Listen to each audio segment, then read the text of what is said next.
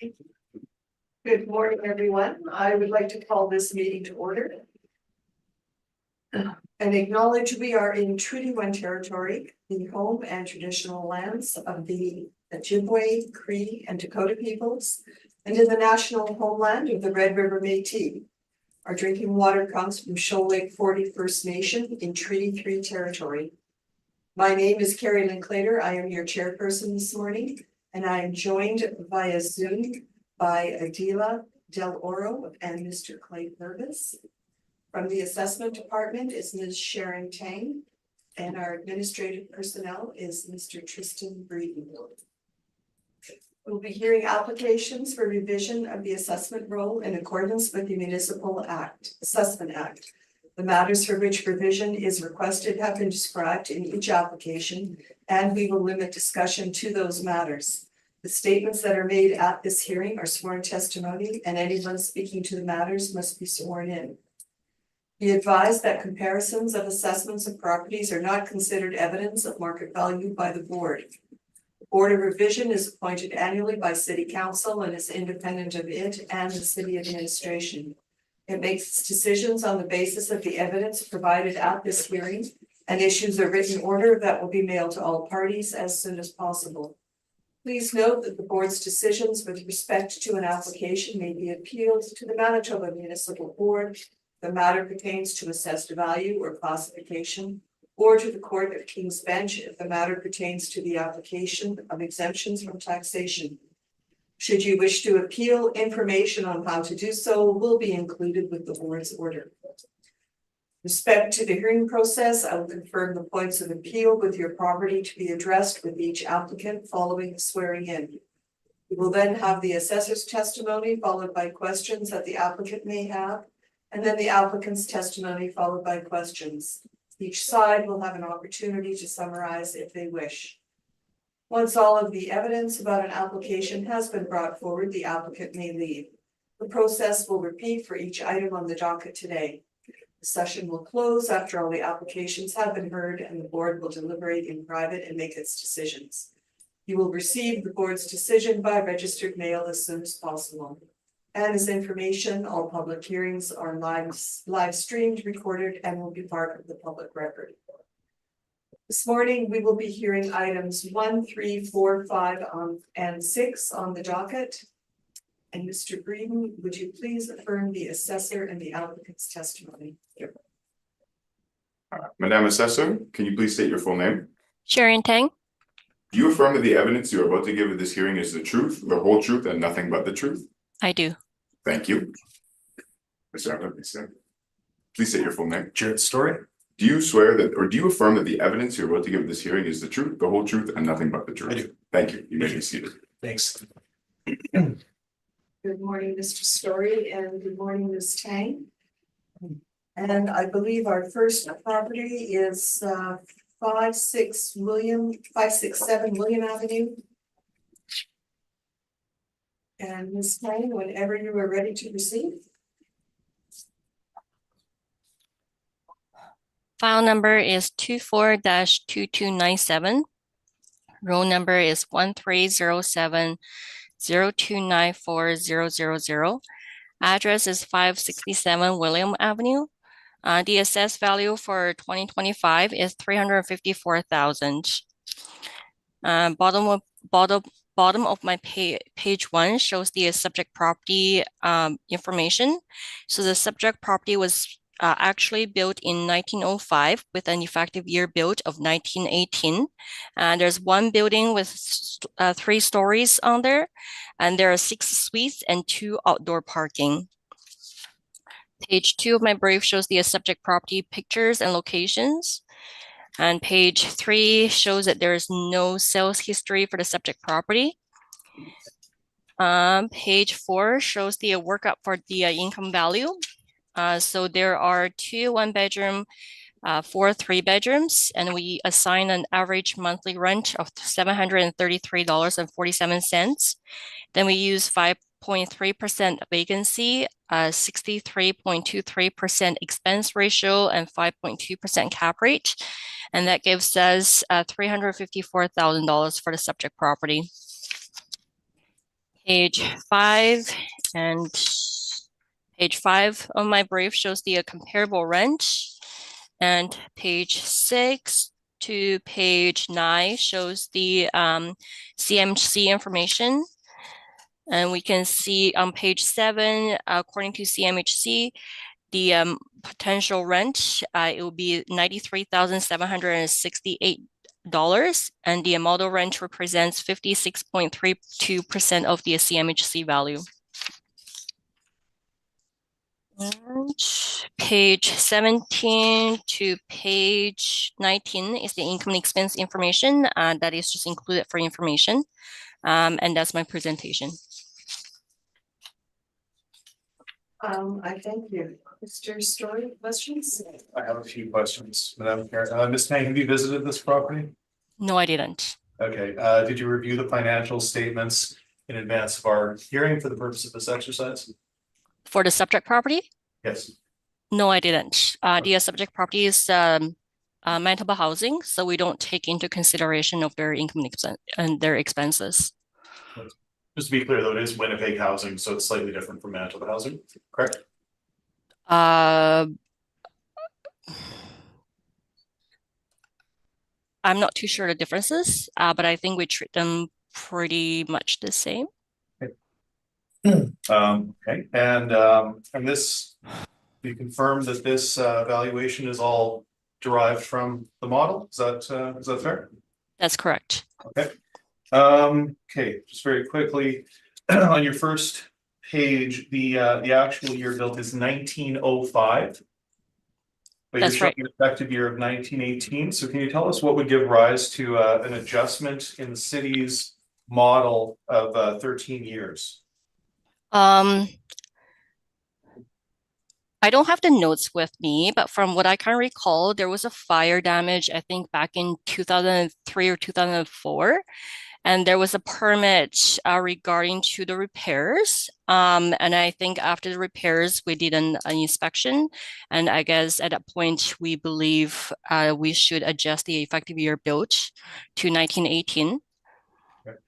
And when you when you change the effective year, that presumably would change the modeled output for the assessment. Is that correct? That's correct. Okay. Okay, so Madam Chair, I've got some questions about the cap rate, but we're going to find today that predominantly we're talking about cap rate, in some cases expense ratio. So I'll ask that my comments or questions carry forward if that's appropriate. That's fine. Okay, wonderful, thank you.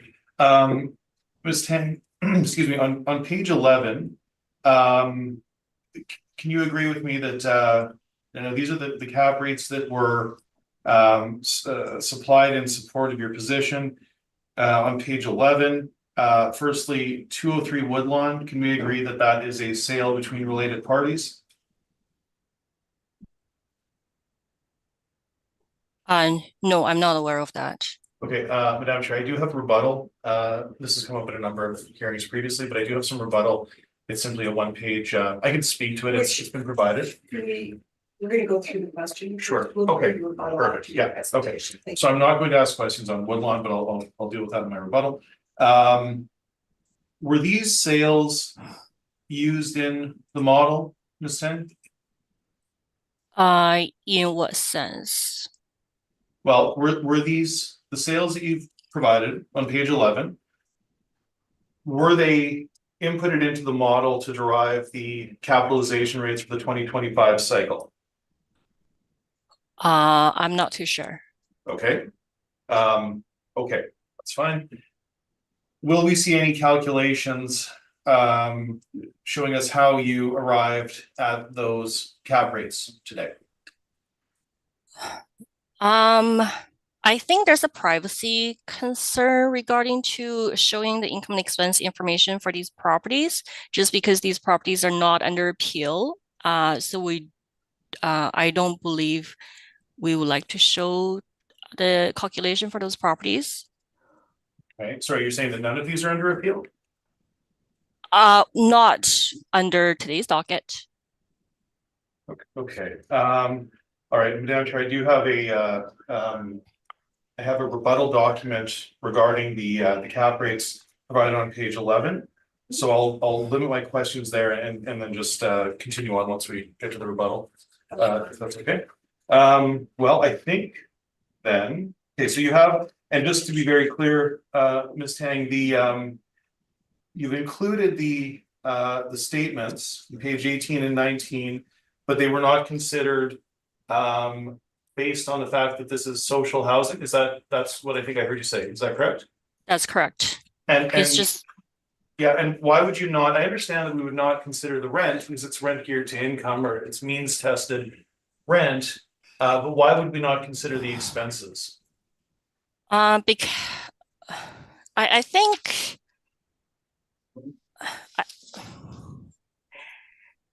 I think from what I understand is that these housings do I guess have a more wear and tear compared to a regular apartment. So I think they would have a higher expense ratio. I think so I think that's why we don't include them in our I guess analysis. Okay, so if the properties that are, call it renting on the low end of the scale or budget apartments do indeed sustain a greater deal of wear and tear, then wouldn't that capitalization rate, shouldn't that be higher in the model if it is a riskier property to an investor based on what you just mentioned? That's why we assign a higher expense ratio. So if we assign a higher expense ratio and a higher cap rate, there'll be a double dipping. Then we don't want to do that. We just want to take one factor into consideration and calculate that way. Okay, and I guess just finally, the expense ratio that's been applied is based on the age, the location, and the condition, but does not consider social housing, does it? In your model? I think we do take into consideration of that. So when we assign, I guess the value, it would just automatically generate the numbers, if that makes sense. So I guess, for example, so normally if we assign a property like this as an average condition, but because this is a social housing, we would change the average condition to below average to take into consideration of the fact it's a social housing.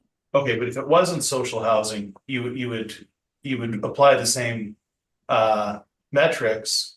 So effectively, am I not correct in assuming that you've assessed it as an older property in a challenging location in poor condition, but you would assess it in such a manner whether it were social housing or a market apartment, correct?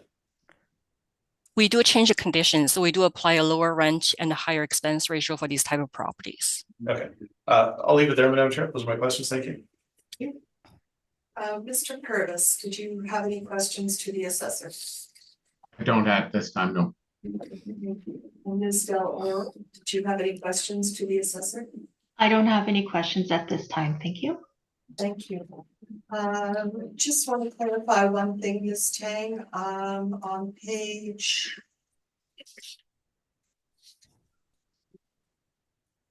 4 of your brief. That is entirely model driven, correct? That's correct. Okay. And you yourself did not inspect this property? I did not. Do you have any notes as to when it was last inspected?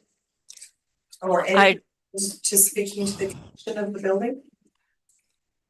I don't have any notes. I think maybe the last time they inspected was in 2024, 2025 when the fire happened, but I don't have any recent notes that shows that it was inspected recently. Okay, sorry, when did this fire take place? From what I remember, it was either 2003 or 2004.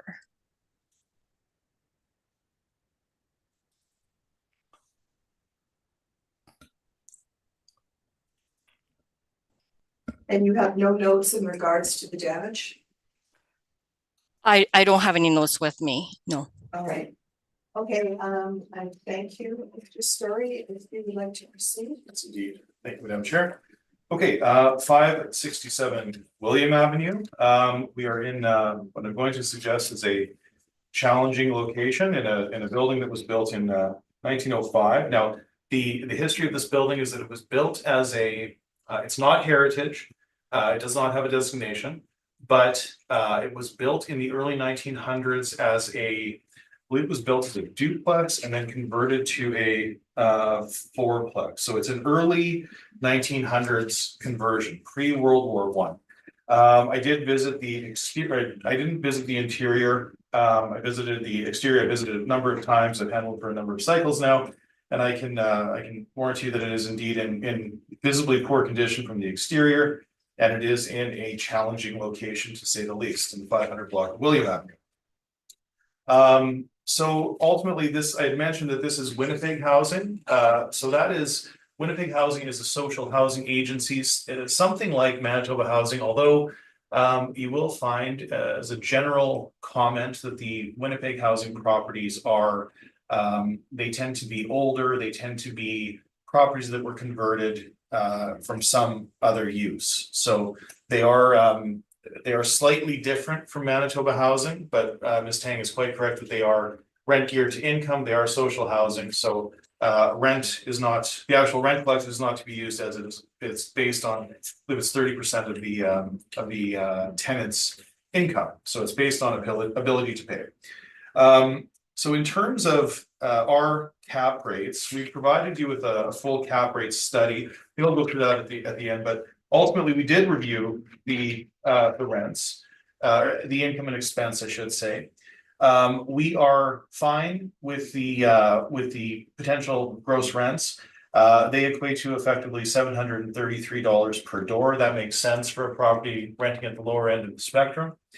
But we've provided you, and this is on page 19 of my brief, Madam Chair, with the year end of March 31, so right up against the reference date. You can see very clearly that the expenses in this property in 21 were $38,000.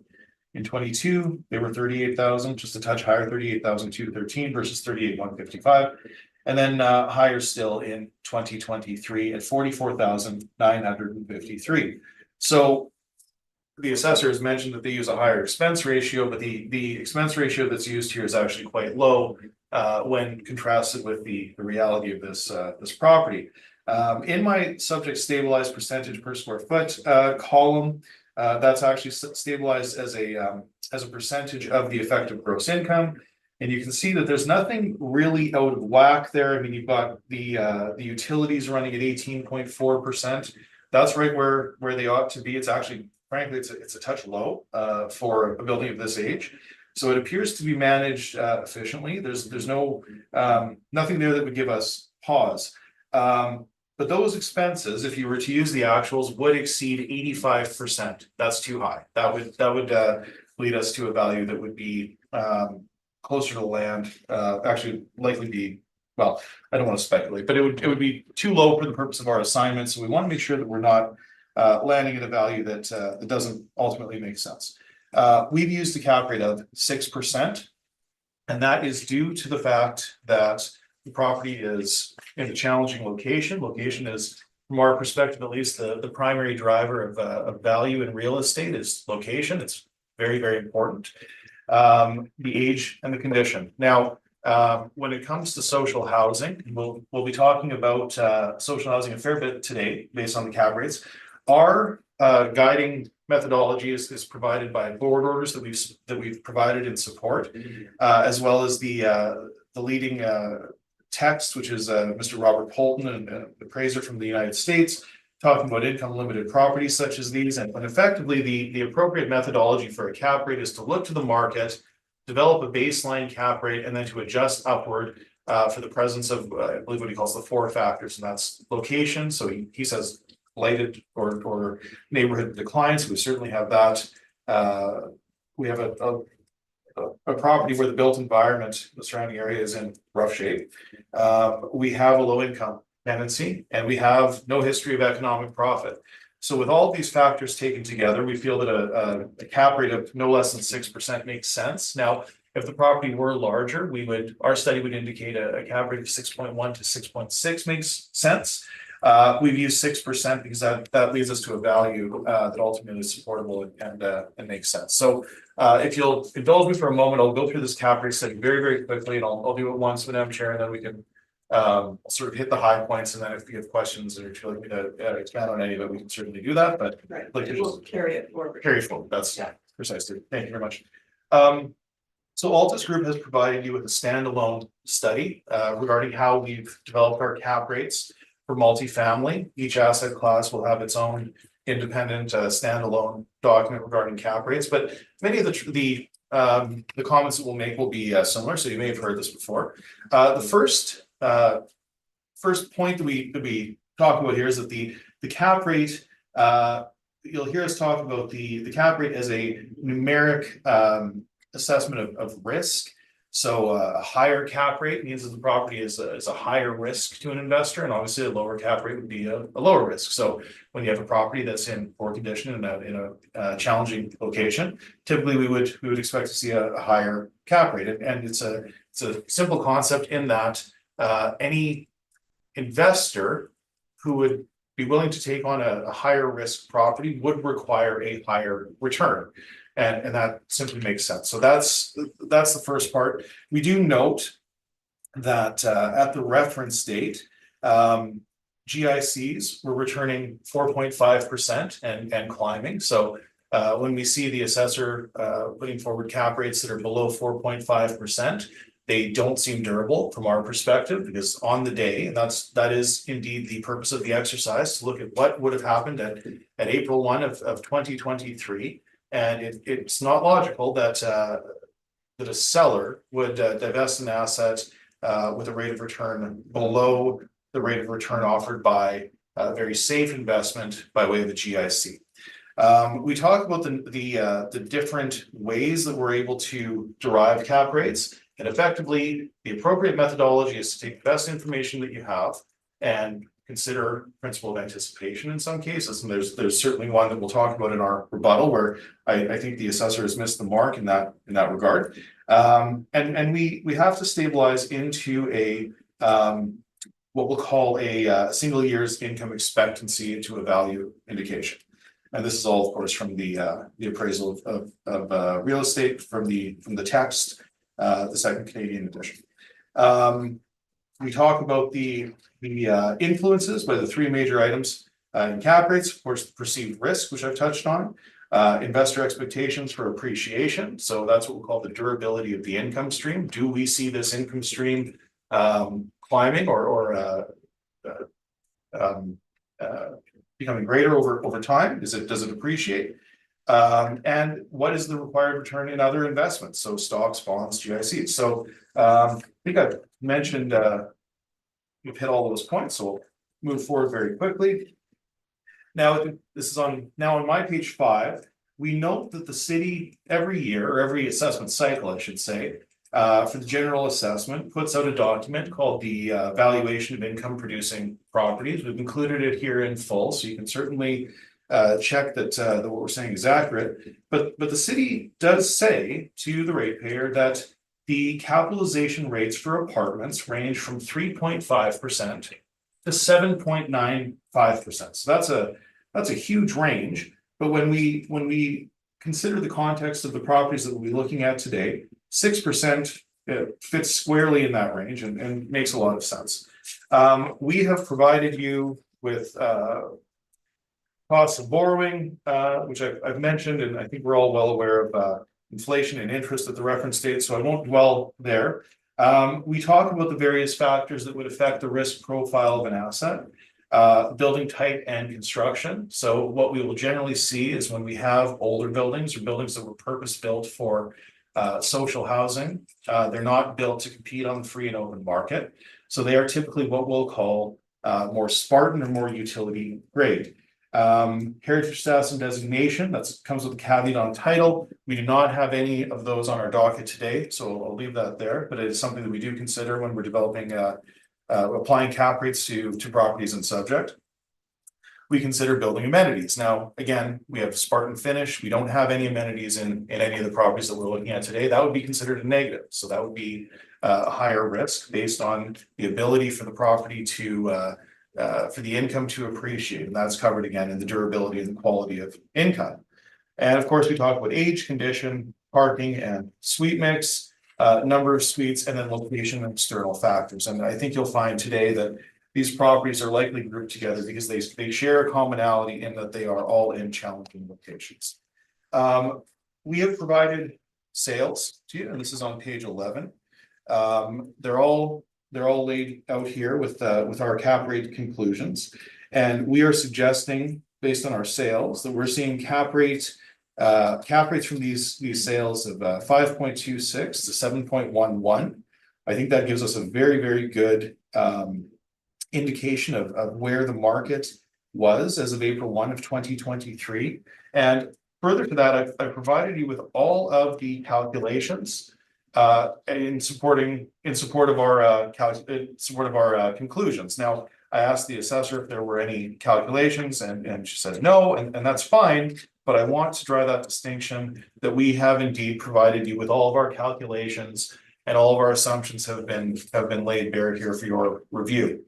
I think I will leave it there, Madam Chair, but if you have any questions about this cap rate study, I'm happy to answer them and talk about them. But ultimately, relative to our subject, we feel that a cap rate of 6% is absolutely appropriate. We also consider that it is a smaller property, so we don't want to distort the value by applying a cap rate above 6%.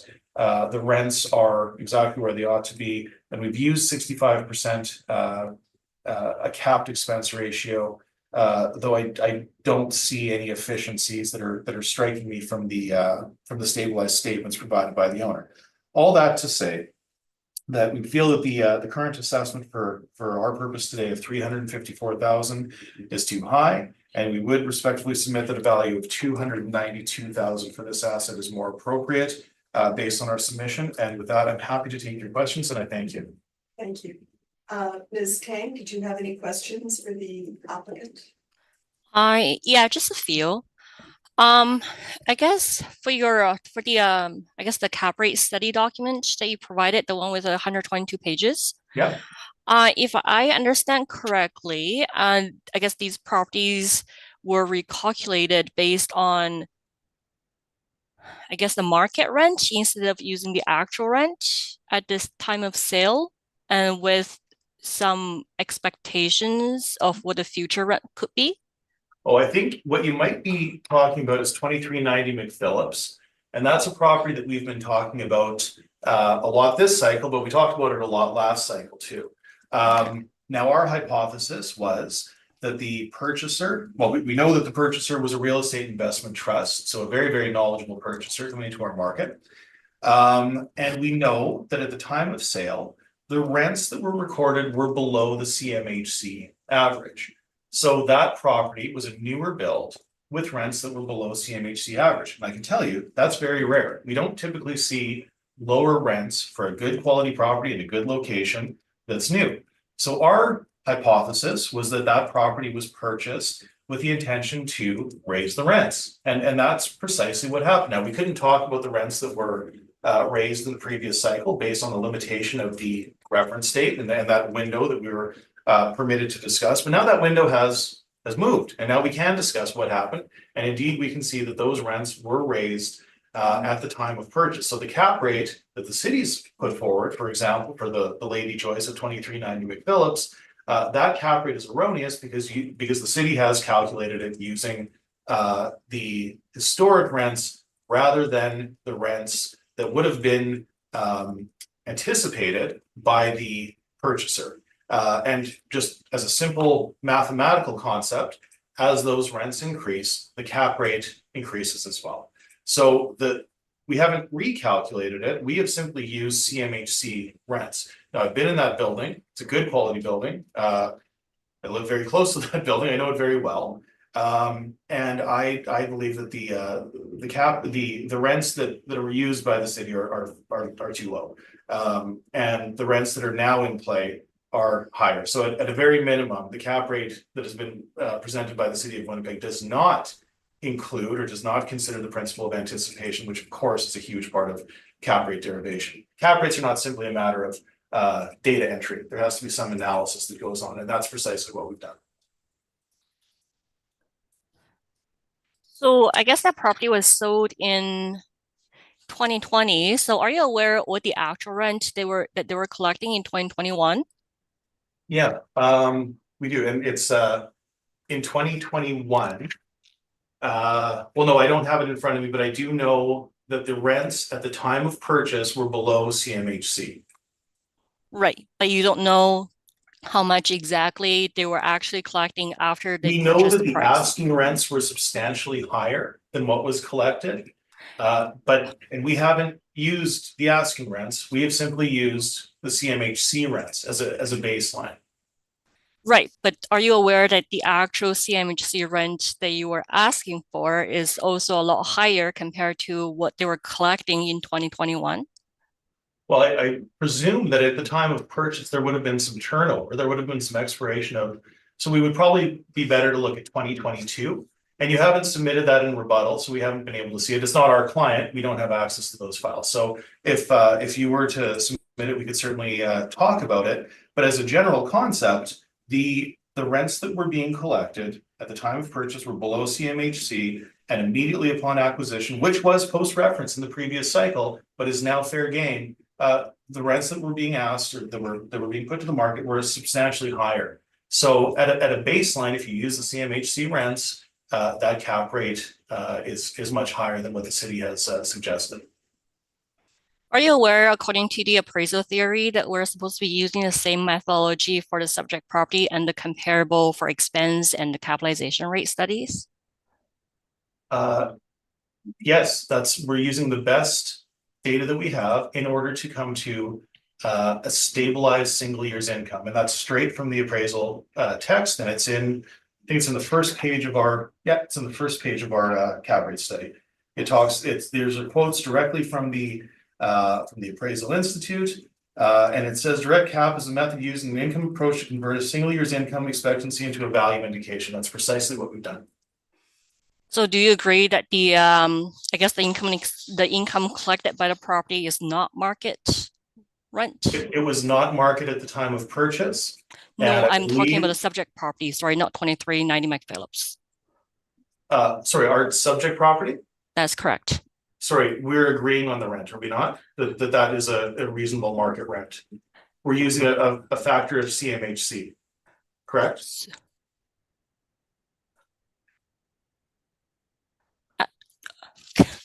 Okay, sorry. So you're saying that the rent that is collected according to their income information is the actual market rent for this area? 567 William? No, I've correct. said a number of times that that's rent geared to income. But we've agreed with you on the rent, that rent should be considered a factor of CMHC. Now, one thing that I didn't mention it, but if we're talking about it, you had mentioned that it's a factor of CMHC to I think 53%, but frankly, I think it would be absurd to suggest that anyone would be collecting $1,300 a month in this property on William. But you want to use the actual expense for the property? Nope, I'm using a capped expense based on the actuals. I'm not seeing any reason why we should not consider the actuals in our analysis. You've used the model. We don't know.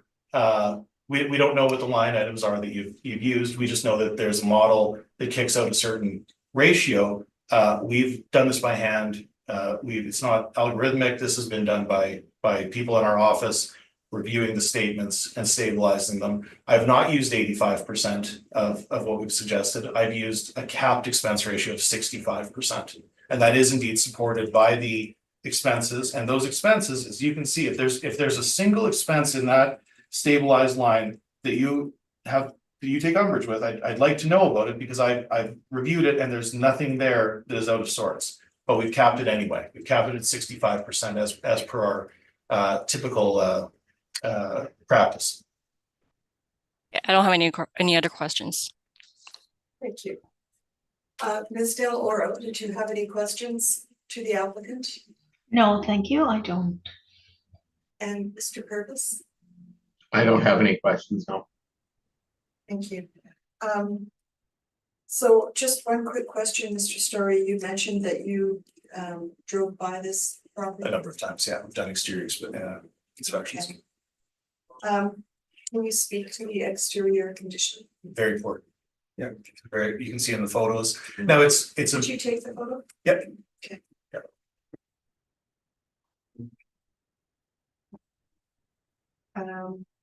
Sorry, did you want to elaborate on the condition? But Well, I mean, it's a turn of the 20th century property. It's on William and 500 block. The built environment is a bit, it has challenges. It's a Yes. neighborhood at the end of its useful life, let's say. And those are factors that we consider in our cap rate. So I have not had the opportunity to inspect the interior. But knowing what we know of social housing in general and Winnipeg housing in particular, these are properties that have been converted to house folks, and that's a great thing, but they're not, these are not, it's very difficult to contrast them with market apartments. They're worlds apart. Yeah. just out of curiosity, what's the cross street for this property? That is William and Kate. Ah. There's one building, it's one building off the corner of William and Kate. Yes, and you have rebuttal. I do indeed, yeah.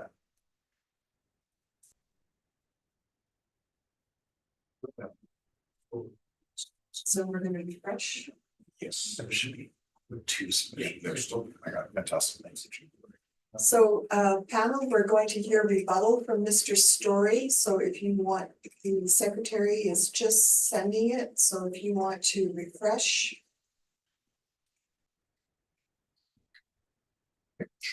Should be better. All right.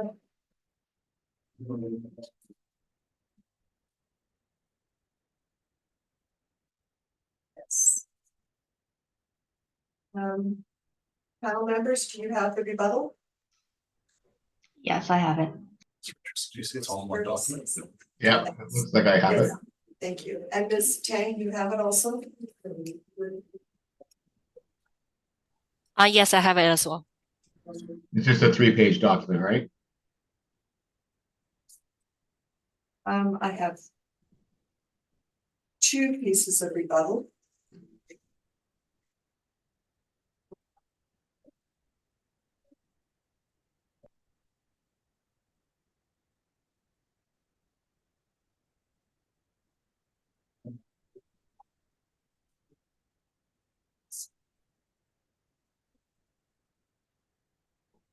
You've got two pieces. There's two. I will refresh. 1 second.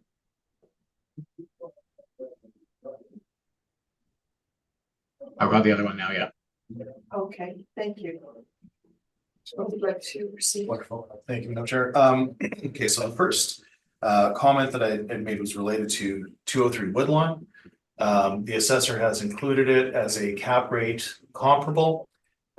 We've reviewed all the sales clearly, and we'll get to them, but I just want to dispose of Woodlawn first. So you have the sales mailer. And there's a, Sorry, I'm just gonna ask you, Mr. Story, Yes. which rebuttal are you?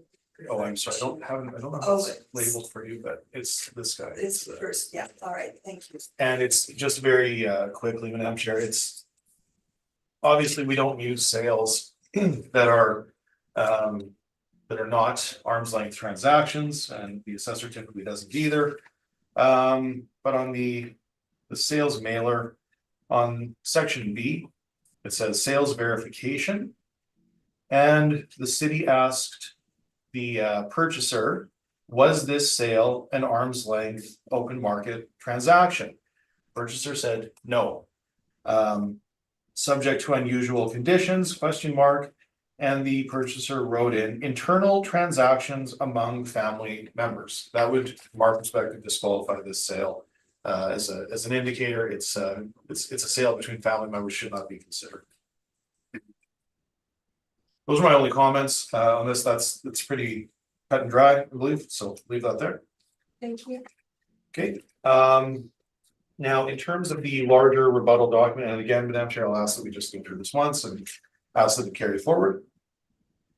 Okay, we mentioned the GICs, and we mentioned the interest rate of 4.5% at the reference date. So I've included the Bank of Canada printout. But I want to talk about 727 Sergeant.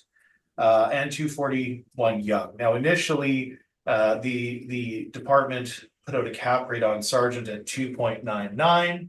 They've since adjusted that calculation to 3.46. Excuse me, Mr. Story, I just want to make sure everybody is on page 4? Yes. Yes? Okay. Okay. Thank you. Okay, so they're now suggesting 3.46. Once again, very difficult. We don't have any calculations. We certainly can't see any of the assumptions or the stabilizations that were done. But on their face, what we can see is that a cap rate or cap rates of 3.46 and 4.21 are below the return on the GICs. So that should give us some pause. That should certainly give the assessment department some pause when providing that in evidence, and certainly without documentation supporting how those calculations were derived. So we would reject those for inclusion on that basis. In terms of 459 Sargent Avenue, that's indices number 2 in the city's cap rate table. The MLS listing states that the annual gross income to be expected is 101,142, based on an average monthly rent of 740 per unit, as well as some parking rent, $40 per stall per month with 5 stalls. It appears the city has used the historical income in their stabilization. Now, once again, the purchaser would have based their purchase price on the income stream they would have known at the time of sale, which in this case, of course, differs from the historical income. If you recalculate the cap rate with the known rents at the time of sale, the cap rate becomes 5.79%. And at 400 block of Sargent Avenue, that certainly makes more sense than what the city has provided. I've provided the workup that we've done, as well as the MLS listing. And I have a quote here. Well, I'll leave this to the end, but effectively I've got the MLS listing, and you can see very clearly it's towards the bottom left. It's highlighted. It says gross income 101,142. So the purchaser would not have likely used the historic income. They would have looked to what they could expect going forward. So again, that speaks to the principle of anticipation. On Hendon, this is again, we have no stabilization from the city, but we presume that they're using historical income to calculate this cap rate. Now, we've had the good fortune of being able to speak with the purchaser. We've been able to interview them about this transaction. So we do know what they were thinking, and we do know, and this is real world, non-theoretical, I suppose, support of our comments regarding the principle of anticipation. We knew that the purchaser knew, and it is a knowledgeable purchaser, that they would base their purchase price based on the income that was expected. Now, this is based on the fact that the Rental Tenancy Board approved the vendor's application of an 8.34% rent increase with minor revisions, with a final approval of 8.2%. The RTB orders have an effective date of June 1, 21, which is the possession date. And on the 21 income and expense mailer, the purchaser stated that the gross potential rent of an average rent of $1,006 per unit per month. So that's we've had the cooperation of that purchaser, and based on and they've been very, very gracious in allowing us to use the RTB orders. So we've included one per each unit type as a sample. And so that supports our recalculation of 150 Hendon, which you will now find in our cap rate study, because we have excellent data, and that is indeed calculated for you on page 8 at 5.42%. That's well within the range of what Altus would expect for such a property. I've included all of that supporting document here as well. Okay, and it's an interesting point. When the city is talking about historic records, on this page 14, the purchaser indicates to the city when filling out the annual request for information, which is on my page 14 of the rebuttal, they said, we took possession of this property June 1 and had no historical records. So clearly they were looking forward and not backward with this property. So we suggested the cap rate that the city has put forward, even though there's no documentation, based on what we know, based on our conversations, based on the supporting documentation, that cap rate should be 5.42. Actually, I can speak to 677 Maryland. I've worked for this property for the last 3 owners, over the past, say, 6 years or so. There have been 3 transactions. Each transaction has been declining, in terms of the purchase price. With each successive transaction, the price has been diminished. That's just for interest sake. You should know that, but the city appears to be using the older sale from December 15th of 2020, but there is a more recent sale, March 1, 2023. And that's the one that we've used. The cap rate that we've calculated for this property is 7.11%. Again, I've interviewed the last 3 owners. I've visited the property, I've inspected it thoroughly. We know this property inside and out, and that is precisely what we would expect to see. And again, this property is not meant to be a direct comparison to the properties that we're looking at today, but it is older. It is in a, call it a more challenging location. So that cap rate of 7.11 certainly supports our requests today. 2390, I think we've had a pretty good discussion on, so I'll leave it there. But ultimately, the rents that were achieved after purchase, from our perspective, would have been higher. The city is suggesting 4.71 based on sub-market rents at the time of acquisition.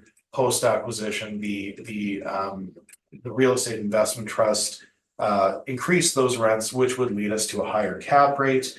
We're using 5.59%, but ultimately that's one that should be approached with some caution, as the rents that were being achieved, even if you use the CMHC rents, we think they should be higher. We know that the ask was higher, and maybe at some point we'll see what they actually collected, but we certainly know that property, just theory at least, is that it was not purchased for the income in place, but rather for the topside or upside economic potential.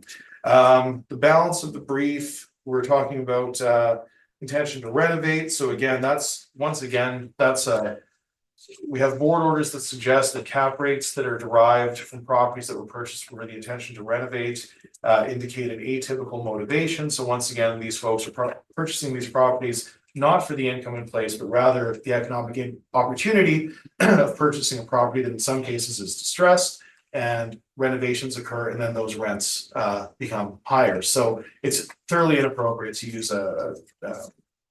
use historic income when the purchasers were intending to renovate and then raise the rents. And for the property on 700 St. Mary's, we have a note from October of 2022 from the property manager indicating that the building was in rough shape. Previous owner had done nothing for repair in quite a while, and that some renovations were ongoing, and therefore the motivation was atypical. And I note again that this is a sale that was carried forward by the assessor from the previous cycle, so it is an older sale, so we give it less weight. But I do want to point it out, 32 Arden is the same scenario. That's the city number 10, their indices number 10. Intention to renovate is our, we would not include it, and we would dispute its inclusion based on that. And then I've included in the municipal board order, speaking precisely to what I've just mentioned regarding properties purchased with the intention to renovate. So with that being said, I think I'll leave it there, Madam Chair. Those are our issues with the assessor's cap rates on this docket, and so far with the multifamily submissions this cycle. Thank you. Thank you. Ms. Tang, did you have any questions to Mr. Story in regards to his rebuttal? Yeah, just a few. I guess on page 4 of the rebuttal with 34 pages, talking about 727 Sargent and 241 Young. Do you have the actual income and expense information for those properties? No, we don't have anything. You haven't submitted any workups. We have no, they're not our client. And our point of contention with those two, Ms. Tang, is that in the appraisal theory, it suggests that the factors affecting cap rates include the availability of other investment vehicles for investors. So it would be illogical for for a transaction with a cap rate of 4 or 3.46 or 2.9 or whatever the city is suggesting on those, when a GIC, which is virtually no risk, was providing a return of 4.5%. So clearly those should be approached with some caution. If you have the workups, we'd love to see them, but without that information, those frankly don't pass the test of reasonability from our perspective. Okay, and then for the other ones that you did provide the income and the expense information. So if I understand correctly, so basically I guess, so it was suggesting that we're supposed to be using what the rent would be after the new purchaser took possession of the property to calculate the cap rate? No, you should use the best available information. So if you see, for example, like in the case of 2390, not to dwell on this too much, but if you see, for example, that at the time of purchase, those rents were below market, that should give you some pause. And at a minimum, if you apply the CMHC average rents, and frankly, the nature of an average is that there will be some that are low and some that are high. I will suggest to you the 2390 McPhillips may even be higher than the CMHC average rents. And if you apply those, you'll see that cap rate increases. It becomes higher than what you're suggesting. Further to that, now that enough time has passed since the acquisition, since the reference date is open for discussion in this cycle, we know that the asking rents by the Real Estate Investment Trust are higher than the rents, substantially higher than what was being achieved on acquisition. So our analysis would lead us to the conclusion that that property was purchased not for the historic rents that were sub-market, but rather for the economic opportunity to raise those rents going forward. And that's precisely what's happened. But again, you also don't know that the actual rent they were collecting after the purchase was a lot lower compared to the rent that you were using for your cap rate calculation. Well, you said that was true in 2020, but those rents typically turn over every year in apartments. So if you have some rebuttal to what I'm saying for 2022, we'd love to see it. But barring that, we have to use the best information available. And they're not our clients. So if I had it, I would be glad to show it to you, but they're unfortunately not our client. So if according to your theory, if we're using the market information for the subject property, my understanding is that for autos, you guys are using about 75 to 85% of the CMHC information for rent for social housings. So can we use the same methodology for the subject property as what you did for the other properties you use to calculate the cap rate? No, so for social housing, and again, we're not disputing the rents that are being used. We're not using 75% or whatever. We're using some. We're typically using figures that are supported by CMHC. In many cases, I think that the rents that we're applying may be too high based on quality, condition, location. However, for the sake of narrowing our issues and really coming down to what the major point of contention would be between Altus and the city's model, I should say, is the cap rate. So we've been very, very careful not to overly apply expenses where they're not appropriate. We analyze those very closely. And we've typically accepted your modeled rents in general. I think in every case today, we've accepted your rents when the expenses are too low based on the model, and we'll suggest that they ought to be higher based on actuals. But ultimately, these are cap rate arguments, and the city ought to, from our perspective, recognize that social housing, based on the leading methodology, based on the two leading board orders from the municipal board, those orders ought to be followed, and I don't believe they are being followed by the city, Ms. Thing. I was simply suggesting that we could use the 70 or 80% rent to calculate net operating income, and then we can apply your cap rate. But I don't have any further questions. Thanks. Thank you. Ms. Deloro, any questions for Mr. Sturry? Nothing at the moment, thank you. Thank you. And Mr. Purvis, any questions? I think I do. Sorry. So yeah, none right now. And I also have no questions. Do either of you have a wish for a summation on this property? I don't. No, try to leave my summation to the end. It'll apply to all properties. All right, thank Thank you. you. I think at this time, we're just going to take a 5-minute break before we go on to the next property. So, I would like to call this hearing back to order. And we are moving on to item number 3, which is 1456 Logan Avenue. And I believe there is a preliminary issue with this property. Ms. Tang, you've requested a non-co-op on this property. Actually, I would like to withdraw that request, if that's okay. Oh, I'm sorry. Yeah, sorry, I do. Sorry, I thought this one is a Manitoba property again, but this one, I guess it's just a regular property. So yeah, so we do have the issue regarding to non-compliance. I'm sorry, so you do want to continue with it? Yes, please. All right.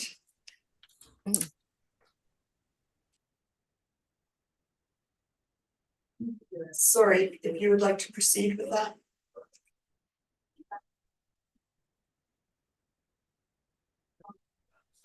So we do send out the income and expense information every year, so that we can generate the income model for the properties and also as well as the properties in the area. So when we send out the information in 2023 for 2022 information, we did not receive any I guess any information back from the owner. So we are asking for a non-compliance for this property. All right, and do you have any evidence? I guess they have been sending information up to 2021 for 2022 really I guess for year 2020, but we haven't received anything for 2022 or 2023, and there hasn't been no information indicating that the owner has moved to a different location or asking us to send the mail to a different location. And they have been receiving the property tax bill and the property tax assessment since they are appealing for the value. So I do believe that we have that the owner do have the income and expense information. I guess they just simply either don't have time to submit it and send it back to us on time. Okay, but you don't have, you're just providing verbal evidence on this, but it's not really evidence, you haven't received it. Normally, we have copies of the tracker, Oh, copies of the letter you've sent out, etc. yeah, I didn't include that in my brief. Just verbal evidence, that's right. Okay. Mr. Story? No, if there's no evidence, there's nothing to question, so I would just request the penalty not be granted based on the fact that there's no proof of delivery effectively. Right, thank you. Ms. Del Oro, did you have any questions to the assessor? I don't have any questions, thank you. Mr. Curtis, any questions? No questions from me. Ms. Tang, I'm just gonna ask, was this an oversight on your part or? I'm pretty new to the I guess to the appeal cycle, and I wasn't aware that I was supposed to include the signature. I could Okay. provide now if you want me to send it to you, but I don't know what the procedures are. But yeah, like I'm not aware that I was supposed to include the tracker in my brief for this Alright. part. It is Yeah. I'm pretty, like I said, I'm pretty new, so I wasn't aware that I was supposed to include it. Okay, thank you. The panel will take a short recess to discuss this. Thank you. Thank you. And I would like to call this hearing back to order.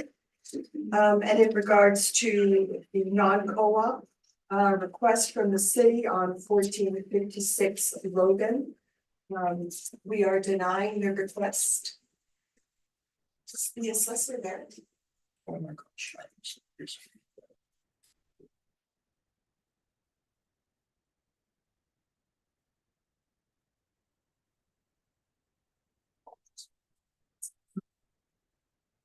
So I'm just going to repeat myself. I'm calling this hearing back to order, and in regards to the property at 1456 Logan Avenue. The city has requested a non-co-op, which we are denying.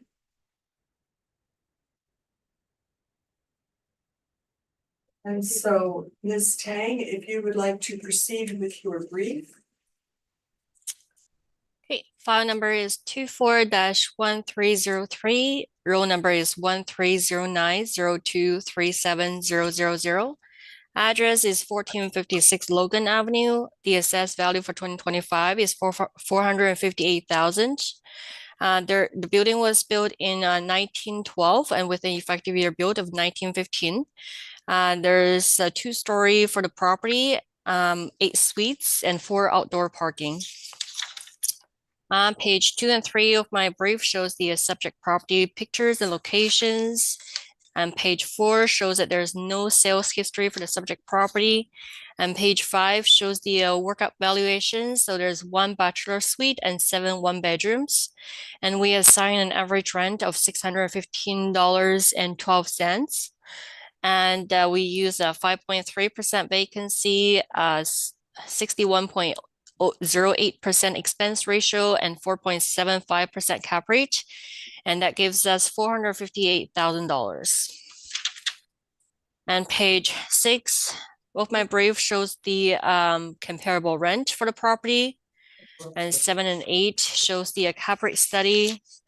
And that's my presentation. I thank you. Mr. Story, did you have any questions to the assessor? Yes, indeed, just very briefly, Ms. Tang, is this assessment all modeled? That's correct. Okay, and can you give us a sense of why the model would output a cap rate of only 4.75% for this property? I guess what depends on the location and the condition of the property and the year built. Right, And the model will assign a 4.75. So the location, condition, and year built, can we agree that those would all be considered, just as a general concept, negative factors that would increase the risk, not decrease it? I mean, if you're looking at page 8 of my brief, 727 Surgeon does have a 3.46% cap rate. 459 Surgeon also have a 4.8% cap rate, which supports the model cap rate.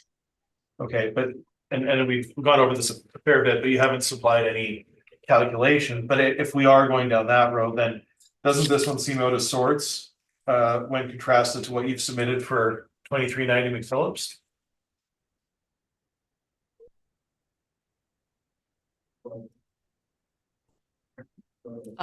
What do you mean?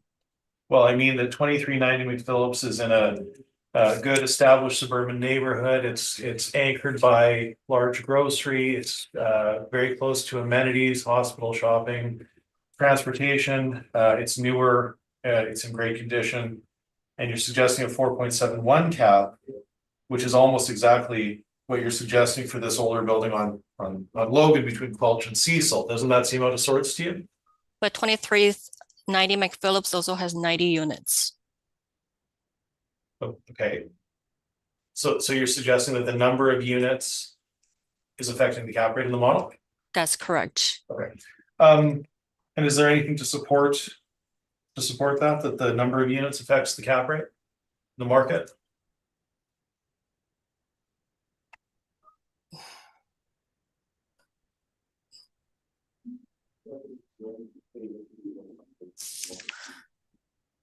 I guess just the fact that 727, 459 Surgeon have lower units and has a similar cap rate compared to 2390 McPhillips that has 90 units.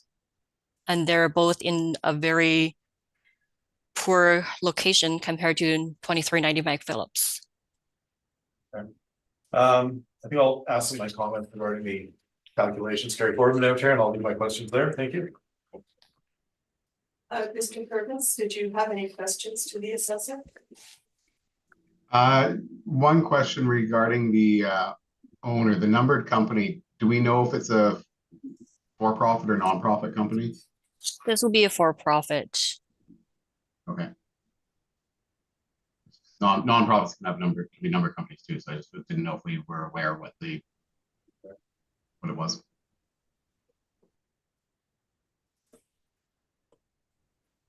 Sorry, did you have any more questions? Sorry, that's all my questions. Yeah, no, I muted myself to then say I have more questions. So. All right, thank you. Ms. Del Oro, did you have any questions for the assessor? I have one question. Have you inspected this property? No, I haven't. Thank you. And in regards to inspection, Ms. Tang, do you have any notes on when it was last inspected? I don't. Okay, and nor to the condition, I'm assuming then? No. Okay. Thank you, that's all my questions. Mr. Story, if you would like to proceed with your brief. Wonderful. Thank you, Madam Chair. Mr. Purvis, you'd asked if this is a nonprofit. This is indeed it's a mom and pop ownership, let's say, professionally managed. So it's a newer property for us. It is professionally managed. And Ms. Del Oro, I believe you asked about condition. It is in speaking with the property manager, they mentioned that they would consider this a Class C property in terms of condition. So we will take from that what we can. It would be in a lower, it's lower grade. You can see certainly from the photos that this is not a investment grade property by any stretch of the imagination. It's a older property. Once again, it's on Logan Avenue, just to situate it. It's, if you know the sort of Weston area, this would be basically right across the street from the original Cantor's building. So between Quelch and Cecil, about a block or so away from Pacific West. So it's in that general Weston region. So tougher area. Certainly the built environment in that area is in well, it had some challenges, let's say. So this is a new property for us. We looked at, well, the information that we had for the property manager, who our client was post-reference, so I was not able to use that, but I can certainly suggest to you that the rents that are being used here are fine. They're typically what we would consider within range for this property. Vacancy at 5.3 is fine. It makes sense. We typically, when we have a higher unit count, mathematically, if you have one unit that goes vacant, it would have a very hard time of supporting what we'll call a market vacancy. If the market vacancy is indeed around 3%, citywide 3 to 3.5%, when we consider vacancy and collection loss. When we have a lower number of units, the propensity for a higher vacancy is there, but we don't want to go off the deep end with that. It would be very easy to have a 10% vacancy in a property that only has 8 units. But we don't disagree with 5.3. That seems to make sense, and that's certainly supported by CMHC. So no issue there. We would expect to see expenses. I would suggest to you between 65 and 75%. That's typical in reviewing a number of properties that I would put in this category. However, it's a new property to us. We don't have historic data. We only have the post-reference data, so we'll have a better stabilization going forward. But for the purpose of this, for this exercise today, we've applied a cap rate of 6%. There's a typo in my brief earlier on where we had put a cap rate of 6.5% on this property, and that makes sense. We are in that pre-1946, well before 1946. We're at it's a World War I era property. It's wood frame, no amenities. It's in poor condition. It does have 2 outdoor parking stalls. We said none, but it doesn't have one-to-one parking at a minimum. So this would be considered a budget apartment, for lack of a better term. The 4.75% cap rate is extraordinarily low. We would not that would be well out of range of what we'd expect to see. However, we don't want to distort the value too low with a 6.5 cap. So I have adjusted that, but I do apologize and not adjust that in the header on page 13. So we have indeed used 6%. We do consider that the vacancy over the life of the asset would likely be higher than market. We do consider that the expenses would likely be higher, but for lack of better evidence, we've accepted the assessor's NOI, and we focused our efforts on the risk profile of the asset and applied a cap rate of 6%. So I'll ask Madam Chair that my comments for my cap rate study go forward, but effectively we're talking about the age of the property, the location, low quality building material. So those are three pretty substantial factors. And again, not investment grade. You have 8 units. Typically, those are higher risk from an investment perspective. You have a lower number of suites to spread fixed expenses across. You have a higher vacancy risk. So with all that to be said, I think 6% makes perfect sense. It's well in line. And with that, we respectfully submit that the value not exceed 363. My calculation is on page 15, so 362,754, which we then of course round to 363. Haven't inspected the property, driven past it a number of times, have a good sense of the condition from speaking with the property manager, and I feel very, very confident in our position here today that the value not exceed a rounded value of 363,000. And with that, I open to your questions and I thank you. Thank you. Ms. Kang, did you have any questions for Mr. Story? I don't have any questions. Thank you. Ms. Del Oro, did you have any questions? No, thank you. I don't have any questions. And Mr. Burgos? I don't have any questions. I just had one question, Mr. Story. You said you spoke with the property manager. Yes, indeed. So did he give you any sort of verbal references as to the condition of the interior? Yes, so we asked about condition, and he said that they would consider it a Class C building in their portfolio. So that would be on the low end. Yes. So no other detail? No other details. Again, it's a new property for us. We'll certainly try to get in there and get some photos. It's a bit difficult sometimes with apartments versus other commercial properties, but we take their word that it is indeed a Class C, and that does appear borne out by the exterior condition to be certain. Right, and thank you. Any further questions? We will move on to 730 Alexander.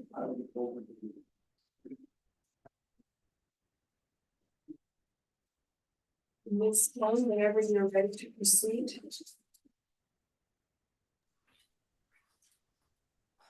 File number is 24-2270. Roll number is 1308050700. The assessed value for 2025 is 466,000. Page 2 of my brief shows that the property was built in 1921 and with an effective year built of 1960. And the property is there's one building with 2 stories, and there's 6 suites and 2 outdoor parkings. And bottom of page 2 and page 3 shows the subject property photo, and page 4 shows that there's no sales history for the subject property. And page 5 shows the workup. So there is 3 2-bedrooms and 3 3-bedrooms. And we assign monthly rent of $901.71. And then we assign vacancy rate of 5.3% and expense ratio of 62.46% and a 4.95% cap rate. And that gives us 466,000 for the subject property. And page 6 shows the comparable rent. And again, this one is social housing. So page 7 and 8 shows the CMHC information.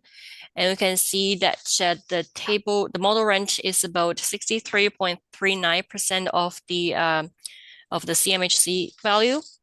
And page 9 and 10 is the CMHC information.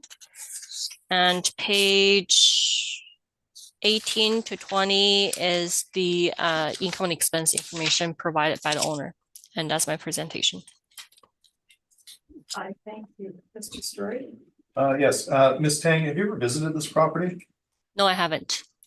Can you tell us, based on these photos, you're suggesting there's 2 parking stalls, where would those parking stalls be? I'm not too sure. Okay, It might be at the back, but I don't know. I don't see any from the photo. okay, and this is all model derived, is that correct? That's correct. Okay. Okay, I think I'll leave it there, Madam Chair. I'll leave my comments for my presentation. Thank you. Right, thank you. Ms. Deloro, did you have any questions to the assessor? No, I don't have any questions. Thanks. Thank you. And Mr. Purvis? I also have no questions. Ms. Tang, I just have a couple of questions on sorry, now I've lost it. Where is it? Page 5 of your brief. You state that there are 3 2-bedrooms and 3 3-bedroom suites in this property, correct? That's correct. So in your experience, would you say that 3-bedroom suites are not desirable? Not as desirable as if the unit were all 2 bedrooms?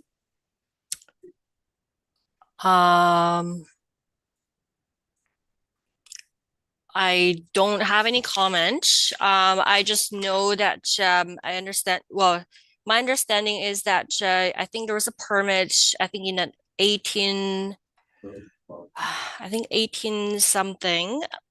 Sorry, 1980s, 1988 or something like that. And at that time, there was a huge renovation done to the property, and that's when they convert, I think, to this setup. So I think if that's what the owner decided to do, he or she probably believes that there's the market for the 2 bedrooms and the 3 bedrooms for the area. Okay, to the best of your knowledge, was this property Winnipeg housing back in the 1980s? I think so. I don't think there's an ownership change. I don't think there's any sales for the subject property. Okay. So you have an effective age on this property of 1960.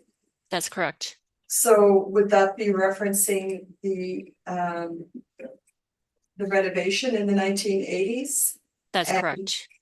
And do you have any information on what specifically was done other than perhaps converting suites to larger or smaller? I just did a quick look through from what was provided by PP&D. It was really hard to read exactly what's on there just because it's not typed. It was all handwritten. From what I can read, there was the electrical, plumbing, interior alteration, exterior sidings was replaced. I think hot water was replaced as well. But I don't know the details of, like, I mean, they did send me the floor plan, but I can't really see exactly what's going on. Okay, and this took place, to the best of your knowledge, in 1980. That is correct. All right, thank you. Which is, I'm just gonna say, is 45 years ago. Just one other question in regards to your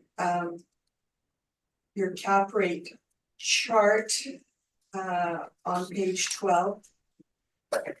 Does it give any consideration at all to social housing?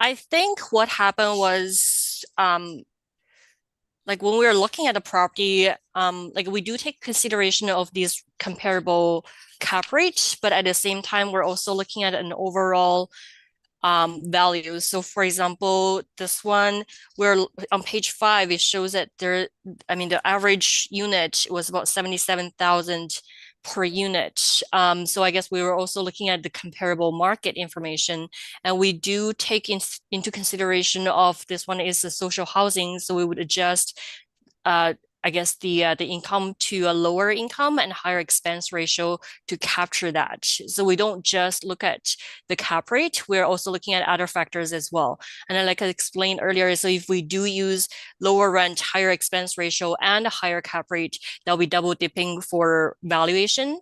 Then we don't want to do that. So we're only adjusting one factor, not the other. All right. I thank you. That's all my questions. Madam Chair, may I quickly redirect, just based on this one? Yes. Yes. So Ms. Tang, so I'm a bit confused because I've heard a couple of different things now. Are you suggesting that this property was reviewed in isolation of the model and adjusted based on the fact that it's social housing, or was this assessment simply generated by the model? Well, I guess what I'm trying to say is that when they do generate the model, they do take into consideration of these properties are in, like these properties are social housing properties. So they would make changes in the system to reflect that. So I'm not too sure what you were trying to ask. Okay, well, I'm trying to figure out if you have because the model is a bit mysterious, frankly, when we're trying to determine how it generates these values. I guess what I'm trying to figure out is, does the model tag a certain portfolio and say these are social housing and they should be adjusted on that basis, or is it simply a factor of these are older properties, they're in challenging neighborhoods, they have a low income potential? If this property was not social housing, would it be treated any differently by the model, or is it simply a metric of the fact that it's older, bad location, low income tenancy? We do take into consideration that these ones are social housing, especially if I'm not sure if you're aware of this, for the property on the left is a residential property, and that property was sold in 2021 for 173,000. And the size of the property is a lot less compared to the subject property. So in that consideration, we do think the value is accurate. Okay, so the city is doing direct comparison between single family detached residential and apartments? No, I'm not suggesting that. I'm just saying that we do look at the market information as well. Okay, sorry, I'm sure I just want to. Thank you. You would like to proceed? Sure, wonderful. Thank you very much. Okay, now, okay, so a couple of notes here, but I did visit this property. This is the former McLean Mission. So Ms. Tang has mentioned that there were permits from 45 years ago. And just as background, Winnipeg Housing provides a similar utility as Manitoba Housing, but organizationally it is not, it's not the same. It's very, very different. Typically the stock that is owned and managed by Winnipeg Housing are properties that were deemed surplus by the city. In some cases, they were taken through through tax arrears, that sort of thing, and converted for a social cause. So these are different. These are not even built. These are not built as by policy to house folks. These are these are buildings that were surplus that were converted to a better use as opposed to simply being demolished. So I don't know what the situation was in the 1980s, but I can tell you certainly by handling Winnipeg Housing for a number of years, a number of these buildings had some previous use at the very end of their life cycle, and then were gifted to Winnipeg Housing in order to house low-income folks. That's the story of Winnipeg Housing in a nutshell, and this is certainly the case with the former McLean Mission. It does not have parking. I visited this property, did a full inspection. The city was with me, so the city assessor was with me when we went through it. It would be considered, the interior is maintained, but it's not. It's pretty Spartan, pretty basic, and that's what we would expect in social housing. These are properties that are not meant to compete in the private market.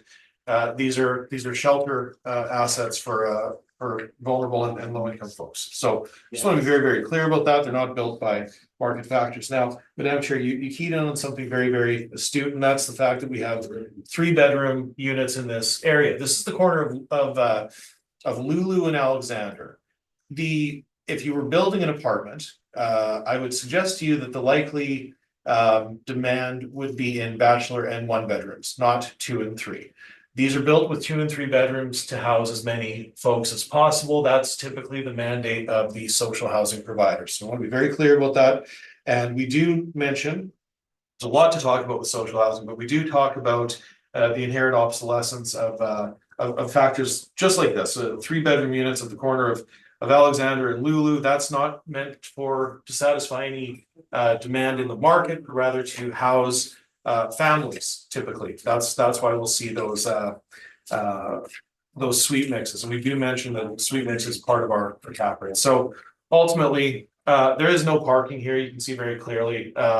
This building was it's almost built at a time where we wouldn't have been contemplating cars. Right, it's that old. It's not heritage. It is the former McLean mission. It has no amenities. Doesn't have parking. The suite mix is atypical of market, and I would suggest to you that the area is inferior. I did inspect it. I don't know why we didn't have our photos. That's my error, but I can certainly suggest to you that the interior is nothing fancy. In terms of the income and expenses on page 21, you can see once again we've capped these expenses. We've capped them at 38,402 just to narrow our issues. The expenses, the actuals were just north of 75%. So I've mentioned that a number of times. When we have lower unit count, you're going to see a higher expense ratio for these older properties that are not efficient. But so we've capped them. We've agreed with 38,402. You can see in the last 3 years, leading to the reference date, that's very well in line. 37,000 to 42. So. And you can see also at the very bottom line, that's 33, line number 33, the NOI. You can see that they're operating at a deficit that ranges from 5,700 to 48,000 per year. So these are not operating with any economic profit. In fact, they're operating at a loss, and that's a big factor that we consider when we're talking about social housing. And that's again, I've mentioned that a number of times. So ultimately, Madam Chair, we are applying a cap rate of 6%. This is based on all the factors that we've noted: the age, the location, quality of the income stream, no amenities, no parking. This is a very risky property for a potential investor, and so if someone were to invest in it, they would demand a higher return on their investment. There's a quote that supports that in one of the leading board decisions that I've included in all of my social housing briefs here today. So with all that being said, we are accepting the NOI. We've focused our attention to the risk profile and applied a 6% cap rate. You've seen that a number of times today. I think that's appropriate. That leads us to an indicated market value at the reference date of 387,914. We of course round that to 388,000. I've summarized it. It got a little messy on page 21, so I've just provided you a summary again, a vertical summary on 22. Once again, 387,914. We're suggesting 388 rounded. The balance of the brief includes the details showing that it's a wood frame building with brick veneer from 1921. Now, in terms of the effective age, I don't know. From my perspective, the building, the bones of the building, the structure is from the 1920s. So that's not to say it hasn't been maintained and converted to housing, but I think it's more appropriate to say that it's a conversion of a 1920s building.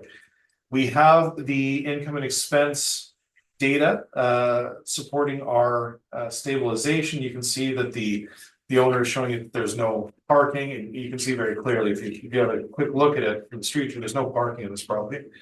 And then once again, we include our municipal board orders that once again talk about low cost or low quality construction, advanced age, declining or blighted neighborhood, low income tenancy, and the fact that any prudent purchaser looking at this property would see this as a higher risk and would then require a higher rate of return. So think I'll leave it there, Madam Chair, but we are suggesting a value of 388,000 for assessment purposes is appropriate, and with that, I'm happy to take your questions, and I thank you.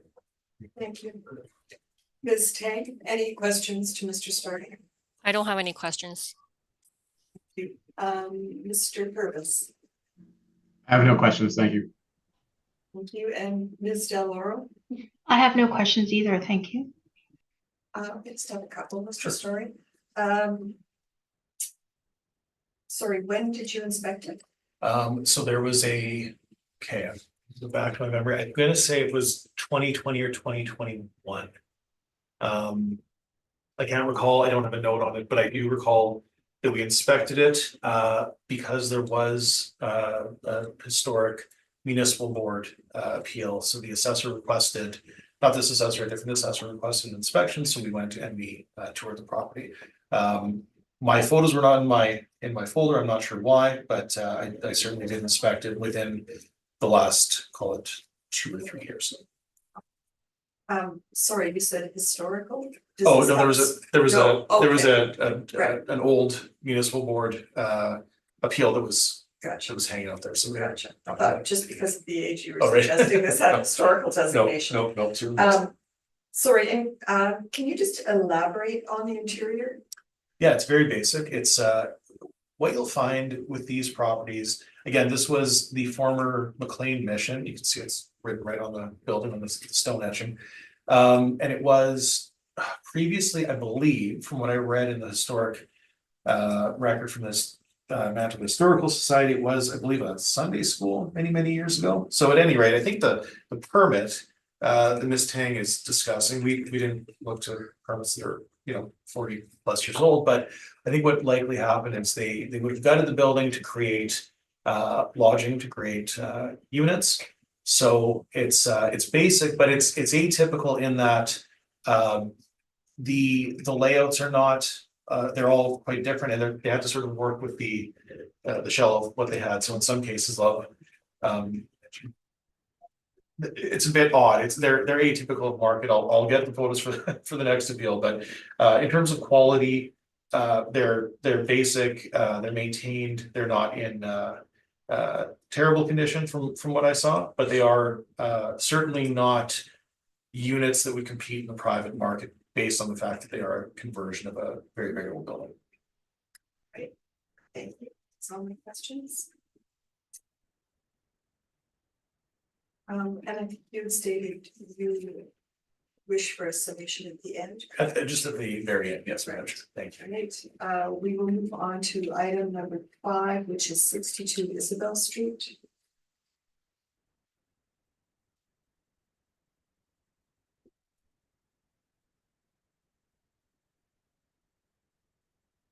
And Ms. Tang, whenever you're ready to proceed. File number is 24-2976. The assessed value for 2025 is 474,000. Roll number is 1306129850. Address is 62 Isabel Street. And again, the assessed value for 2025 is 474,000. The property was built in 1978. There's one building with 3 stories. There's 6 suites and 2 outdoor parkings. Page 2 and 3 of my brief shows the subject property photos, and page 5 shows the workup information. So there are 6 2 bedrooms, and we assign monthly rent of $804.71. Then we use a vacancy rate of 5.3%, expense ratio of 59.86%, and 4.65% cap rate. And that gives us $474,000 for the subject property. And page 6 of my brief shows that there are 2 separate permits put for the subject property. One was in 2022 and one was in 2023. The first permit was for $550,000. The second permit was for $1 million. We haven't had a chance to inspect the property after the permit was pulled, and we're not sure if the work are done or not. So at this point, we're asking the board to confirm the value for the subject property. And that's my presentation. Thank you. Mr. Story, questions? Yeah, so, sorry, you're suggesting this permit. An electrical sign permit is $1 million? We don't know the details of the information yet, but this is just the information that we have in our system, and they did have a declared value of $1 million. We're not too sure exactly what was being done. There's no information in our system. That's why I said we don't have, that's why we're asking the board to confirm the current value. Okay. Yeah, Have you because we visited are the going to be property? no, like I said, not yet. We are going to inspect the property after the board. We don't have enough time to contact the owner and schedule for an appointment before the hearing. So we don't know exactly what has been changed and what the condition is after the permit. So we're just asking the board to confirm it, because if there are any changes, we are going to be sending a supplemental tax bills for the property. So it's going to override the value that we have. Okay. Okay, and this is all model derived once again? That's correct. Okay, and can we agree? Now, once again, well, you've got 6 2-bedroom units here. And based on the floor, the gross floor area, that would be about 960 feet per unit for a 2-bedroom. That's pretty small, isn't it?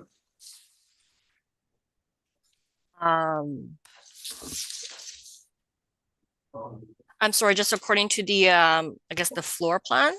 Yeah, so there's no common area. These are sort of unique. Well, I don't know how you describe these. These are sort of, they're typical of social housing from the late 70s, but we don't see these in the market. But the point is, there aren't interior corridors. So if you take the gross floor area, you divide it by the number of units, you get to, I think, about 960 feet, right?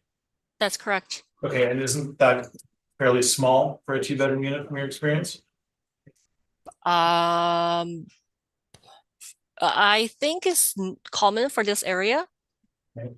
And the cap rate, does that consider the location? It does. And would you consider this a risky location to do business? I guess so. Yeah. Like I said, there's going to be supplementary tax bills if there's any necessary changes. So any value that we're sending out to the new value, the current value is going to be override. So whatever the value that we have right now is not going to be taking into consideration of what a future value is going to be. So are you suggesting that the cap rate is going to be even lower on supplementary? I'm not sure. I don't know what a new value is going to be. Like I said, that's why I'm asking for a confirmation. Yeah, okay. All right, those are my questions. Thanks, Madam Chair. Thank you. Mr. Purvis, any questions to the assessor? Yeah, I have one just regarding page 6 of your report. It does talk about these 2 permits that have been taken out on the property. I'm not seeing anything indicating that the permits have been closed. Do we know that the work in each of those permits was actually done or completed? The assumption is the work will be done for the 2022 or close to be done. But I don't know if it is done for sure. My understanding is that normally we have a 2-year period for the permits. So since the first permit was pulled in I guess October, September 2022. So with a 2-year period, that would be 2024, September, October. So the assumption is work will be done for the first permit, but we haven't contacted the owner to inspect the property yet. So we don't know for sure. Okay. That's why I said yeah, sorry. We also don't know if it was even started because you didn't do an inspection, correct? Like you haven't been there. I think the legislation is that we have 2 years for the permit. So for the first permit, even though it's not completed, we would look at the situation, but most of the time we would just we would assume the permit is completed after the 2-year period. So you also assume that the work was started as well? That is correct, yes. That's my questions. Thank you. Ms. Deloro? And just to follow up from that, it's not unusual that people would pull a permit and perhaps not start any work, and you don't have any evidence that work has even started. That's correct. That's why we're not proposing any new values at this point. We're just waiting for whenever the inspections are being done. And then we can just go from there. That's why, like I said, if by the time we do the inspections and there's any changes in the condition that we believe is better than the current condition, then we are going to send a supplementary tax bill, and that value is going to be overriding the current $474,000. But I don't know what the changes would be. So that's why I'm only asking the board to confirm the value. Thank you. Thank you. Ms. Tang, just a quick question on page 2 of your brief. You have a photo of the subject property. I'm assuming because you did not inspect, that is from Google. That's correct. So do you know the year of that photo? I think it was 2023 or 2022, whenever I guess the year is for the current photo that's on Google. Okay. I thank you. If you would like to proceed with your brief, thank you. Thank you, Madam Chair. Sorry. Okay, 62 Isabel. Now this is Manitoba Housing. So again, this is a rent gear to income property. If you look at page 2, I apologize, it's a bit crooked. I took this photo from the car, so this is about 2 weeks old. That's what the property looks like today. If you walk by today, that's exactly what it looks like.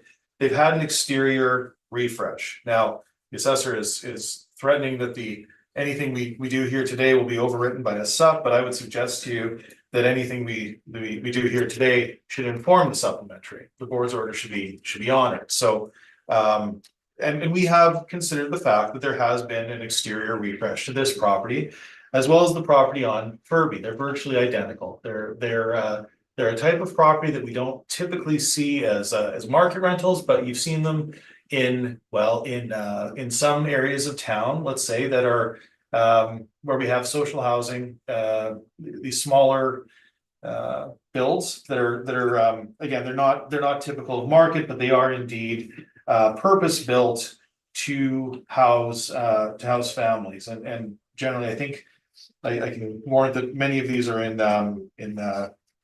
sort of areas that are more challenging, let's say. So this is on Balmoral, or this was Isabel. This would be just about at the corner of Isabel and Notre Dame. So it's effectively kitty corner to the old Balmoral Hotel, to give you a sense of where we are. A tough place to do business, to be certain, and we know that I think it's the 500 block. There's a social housing complex that was actually at such trouble that they've actually raised it. They've demolished it, and it was a new build. So certainly a tough part of the city, tough place to do business, but there is a need to house folks in that area. So I've mentioned a number of times that we look to market caps and adjust upward for the presence of low income tenancy, for low quality cost of construction, for location, of course. So locationally, we have a major challenge here, as we do with a number of these properties. This is one of the tougher ones, to be fair. So we have to account for the fact that there has been work done, and work is ongoing for exterior refresh. But what you'll typically find in these social housing assets is that they will go for many years without any capital injection to maintain them, and then they will have some work to refresh them, like they're saying, an exterior refresh, an interior work to bring them back to maintain them. This is not to make them more desirable to the market, but rather to keep them up and running. So we do consider, though, we have to be fair when we're making adjustments downward. We do have to make adjustments in the other direction. So instead of a cap rate that we would typically use somewhere in the 6 range for a property like this, I've used 5.75. And that captures the fact that there is work that has gone on, regardless of when the assessment department gets around to issuing the sup. We believe that what we do here today will in fact capture the work that's done. So you'll notice that my NOI is slightly higher than the assessor in this instance. I've used the 5% vacancy. I think that makes sense. It's a small difference, but on a small NOI, it does make some difference, I suppose. And we've used 30,000 as a rounded expense going forward. The city's used 32,844. That 4.65 cap rate. I mean, if this were a brand new build in the best condition possible, that would still be too low. So given this property, and with some consideration, or great consideration, I suppose, to the fact that there is work that is currently going on, we believe that a cap rate of 5.75 is exactly what we ought to see. There won't be huge maintenance requirements in the immediate future, though based on the fact that the properties do tend to take on a greater deal of wear and tear, there will be a greater maintenance requirement in a shorter term than if it were a market apartment, to be certain. But I think that what we've presented here today, Madam Chair, makes sense. We're suggesting $400,000. That's $399,827. And once again, we've used a higher NOI than the city. We've used $775 a door as a potential rent. I think that $800 or whatever they're using is slightly too high. $775 makes more sense. Vacancy is slightly lower. If you have a lower rent, then the vacancy should typically decrease as well, all things being equal. Expenses at $30,000. That's based on the fact that we're considering the work that's being done. So we're just a touch over 55%. And a 5.75 cap rate is closer to a market cap rate, and is frankly optimistic, but makes good sense from our perspective. So I will leave it there. Ultimately, we are suggesting that based on the present physical condition and with consideration to the work that has already been done, and is ongoing to refresh this property, an overall assessment of $400,000 is appropriate. And with that, I'm happy to take your questions, and I thank you. Thank you, Mr. Story. Ms. Tang, any questions to Mr. Story?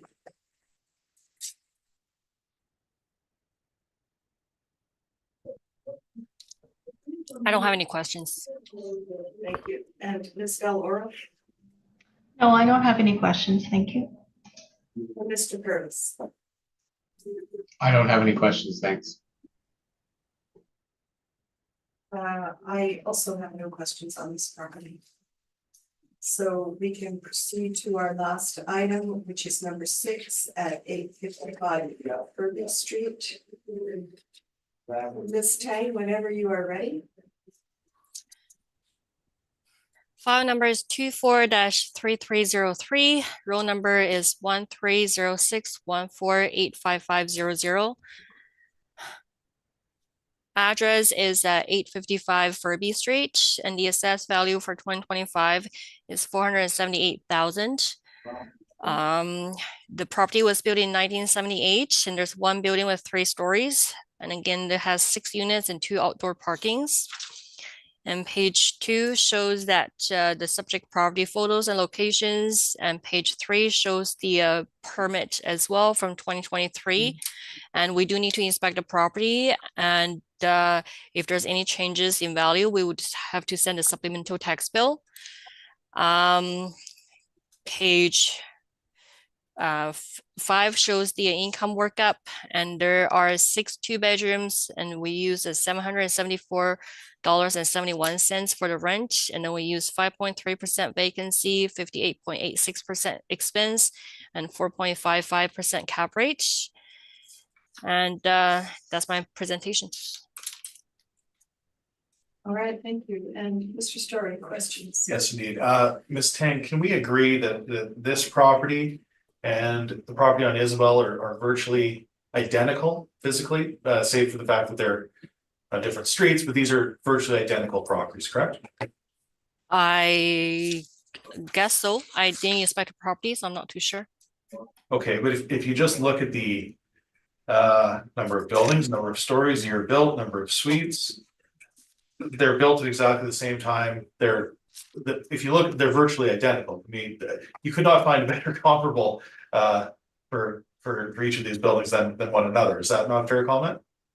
I'm sorry, compared to 62 Isabel? Yeah.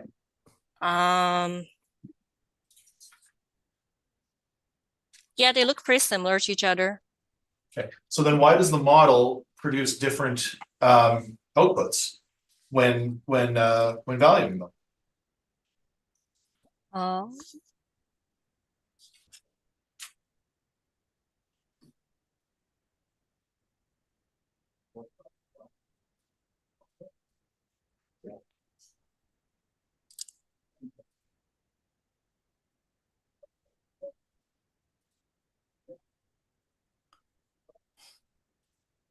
I think their value is pretty similar. For 62, Isabel is about 79,000 per unit, and for 655 Furby is about 69,600.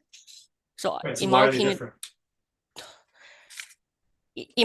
they're pretty similar value. And like I said, these two properties have permits on them, and we do need to inspect the properties to value these two properties again. So I don't have any comments or any questions at this point regarding to these two properties. Okay, and it is a modeled assessment, correct? There's no adjustments whatsoever, correct? That's correct. Okay. You driven by the property? Have you had a look at it? Like I said, there's a permit, and we are going to be inspecting the property after the hearing. We don't have any time to inspect the property or speak to the owner before the hearing date. Okay, thanks, Madam Chair. Those are my questions. Thank you. Ms. Del Oro, any questions for the assessor? I don't have any questions. Oh, sorry, I Right. was asking. All right, jumped ahead of. It's okay, I was trying to unmute. Okay. I do have a question about also the permits on this. So these are, they're two permits here or just the one? This The one only one- has the one permit at this point. And I'm not too it's- sure if there will be any future permits, but normally we're a little behind on the permits, so we haven't got a chance, especially these ones are fairly new. They're 2023 permits, so we probably wouldn't be inspecting the property until later, especially we do have a hearing for this one, so. Okay, thank you. And they're open. You don't have any other information? No, I don't have Okay. any other free information yet. Thank you. That's all my questions. Thank you. And Mr. Purvis. I still don't have any questions. Okay, I was hoping you would change. Ms. Tang, I just have one question. So it's been brought up by the applicant that properties properties at Isabel and Furby are, I'm going to use the word sister properties. So I'm just wondering why the change in the cap rate? They're the same size, they're the same age, they have the same number of suites, 6 2-bedroom. And this is model driven, so I'm just wondering, what was the anomaly that your model spit out a different cap rate?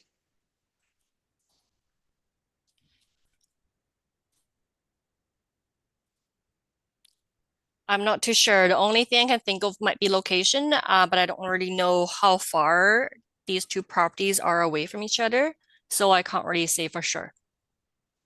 All right, I thank you. If you would like to see Mr. Story. Wonderful. Thank you, Madam Chair. Okay, and you know what, I'll simply ask that many of my comments carry forward. These are indeed sister properties. I think that's the right terminology. They're virtually identical.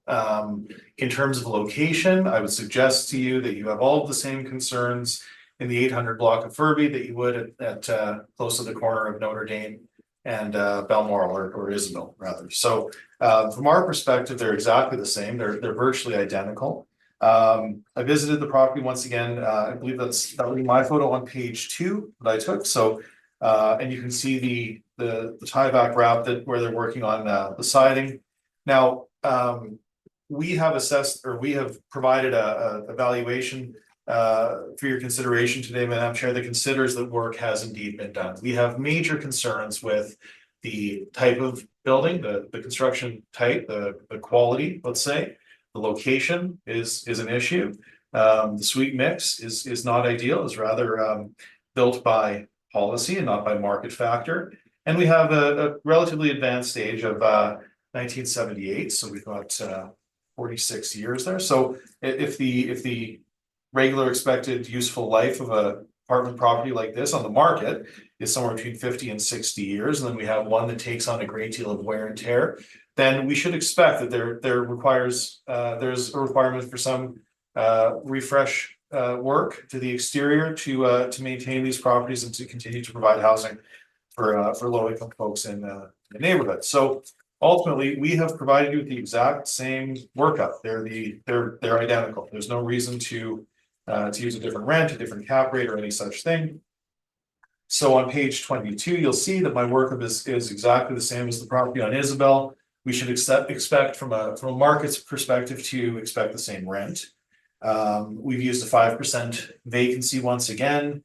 So that does lead us to that same NOI of $22,990. We are again slightly higher than the assessor. That cap rate of 4.55%. Just, and not to put too fine a point on this, but frankly, if a GIC at April 1 of 2023 was returning to investors a rate of 4.5%, then a risky property in the core area, there's no justification for a cap rate of 4.55 on a property such as this. That doesn't bear any relation to reality from our perspective. So we've applied a cap rate once again at 5.75, and that is with consideration to the work that has been done to refresh this property, and it is considering the fact that there will be something of a maintenance holiday based on the fact that work has been done. But that's not to say that in 2, 3, 4 years that this property will undergo a great deal more wear and tear. That's the nature of these properties. I think I've tried to make that clear today.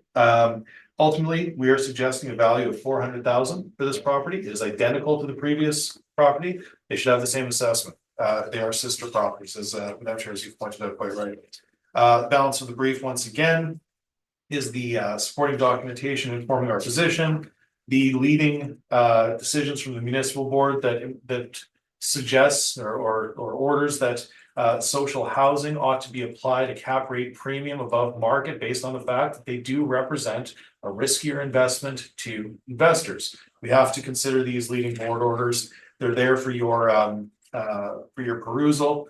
And then we also talk about some of the issues in the media around social housing and how, frankly, a number of these have many, many years of deferred maintenance. Now, in the case of Furby, in the case of Isabel, some work has been done to maintain them.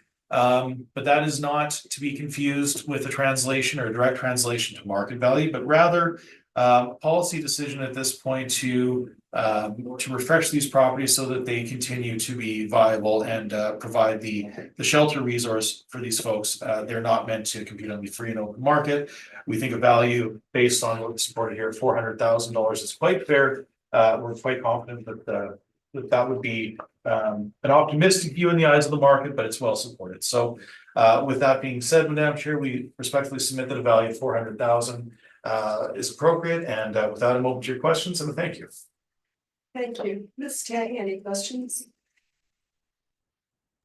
Just one. So for 855 Furby, would you agree that the properties surround the Furby Street property are all residential properties?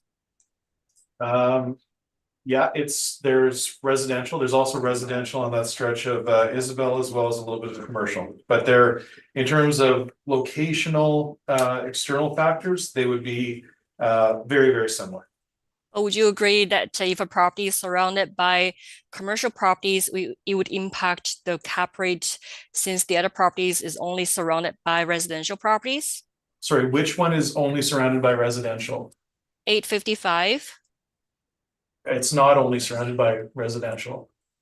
There's commercial properties all around there. It's on a residential street, but technically Isabel is residential as well. There's commercial in the vicinity, but no, I don't. I absolutely do not think that the two of them have any notable disparity in terms of their locational factors. And I would be surprised if the if the city's model was that granular, that they would be able to adjust by by a small percentage based on what you're saying. No, I think the external factors are exactly equivalent. Okay, no further questions. Thank you. Ms. Delaware, questions? I don't have any questions. Thank you. Thank you. And Mr. Burgess? So I just want to confirm those, you stated, Mr. Story, that you took those photos showing the Tyvek. That's fairly current. Yes, yeah, for the purpose of this exercise, I visited both of the properties, shot the photos myself. I believe there's one there that's actually from Street View, but I did take the photos. I believe I took 2 of the 3, and I can certainly confirm that the photos in the brief are absolutely representative of the current physical condition. If you drive or walk by today, that's exactly what the property will look like. Okay, and while the properties, I mean, I agree, they look very similar. They're fairly similar. The property on Sherbrooke's on a smaller piece of land, correct? Sorry, which one? On Isabel? Sherbrooke versus Isabel. So the subject property, it appears to be that the land and then the ratio is a little bit tighter. There's less available land. Sure, yes, that very well could be that the lot size is slightly different, but again, we're not approaching it on cost, we're looking at it on income. So from an income perspective, we're not looking at the land. But you're correct. I don't have both of them in front of me right now, but that may be the only difference, a slight difference in the parcel size. But we are looking to the income rather than the cost approach. So and there's not, to be fair, there isn't surplus or excess land. They would be equivalent or close enough to be considered directly equivalent. Yeah, they look very similar. So they're both the same sort of, the entrances to the units are from the exterior. There's no common hallways. Precisely, yeah. There's stairwells. They're sort of like townhouse-esque. They're sort of like that townhouse version that we see in social, that I think they were called carriage houses before, where you have units next to each other, but then they also back against each other. So they're not typical of market, but we do see them in the social housing world. Yes. Okay. Well, aside from your comment about the age of things built at that time, that it's quite an age, which I take personal offense to, I have no further questions. Me too. I was careful to say it. Thank you. And I have no questions. And Ms. Tang, Mr. Story has indicated that he is going to give a summation overall for what he's presented today. Do you also wish to make a summation? No, I'm fine, thanks. Right? Mr. Story, Yes. let's proceed. Thank you very much. And I appreciate you listening to our discussion today.